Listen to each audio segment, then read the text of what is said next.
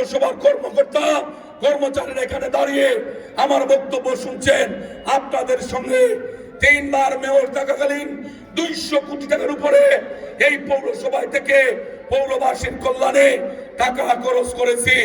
111 এই দেশে এসেছিল, 111 সরকার হাজার চেষ্টা করো আমার নামে 1 পয়সার দুর্নীতির মামলা আবিষ্কার করতে পারেনি।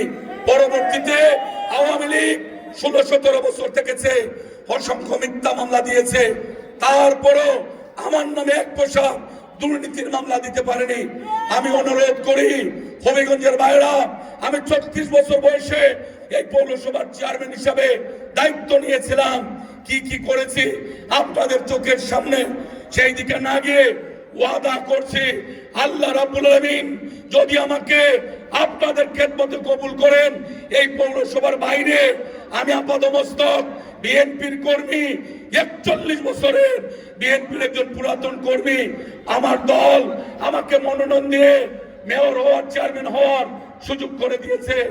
আমি পৌরসভার কম্পাউন্ডের বাইরে বিএনপির পরিচয়, কম্পাউন্ডের ভিতরে নির্বাচিত প্রতিনিধি হলে আমি হবিগঞ্জের আপামর জনগণের সেবক হিসাবে দলীয় পরিচয় বহন করি নাই। যদি আল্লাহ আপনাদের খেদমতে আমাকে কবুল করে, কথা দিচ্ছি বিগত 3 টার্ম 3 বার মেয়র হওয়ার সুবাদে যত অভিজ্ঞতা সঞ্চয় করেছি, আজকে যেভাবে এই মঞ্চকে আমরা মিলন মেলায় পরিণত করেছি, বার বলেন, চেম্বার বলেন, মোটর মালিক বলেন, ট্রাক মালিক বলেন, কাজী সমিতি বলেন, ইলেকট্রিক সমিতি বলেন, কেউ টমটম বলেন, রিক্সা বলেন, নির্মাণ শ্রমিক বলেন, সবাই ইঞ্জিনিয়ার সাহেবরা সহ সবাই এসেছেন, সবাই বলেছেন হবিগঞ্জের উন্নয়নের স্বার্থে আমরা সব এক, আমরা ঐক্যবদ্ধ হয়ে আমরা নির্বাচনে 71-এর পরাজিত শক্তিকে আমরা চিরতরে ব্যালটের মাধ্যমে পরাজিত করবো ইনশাআল্লাহ।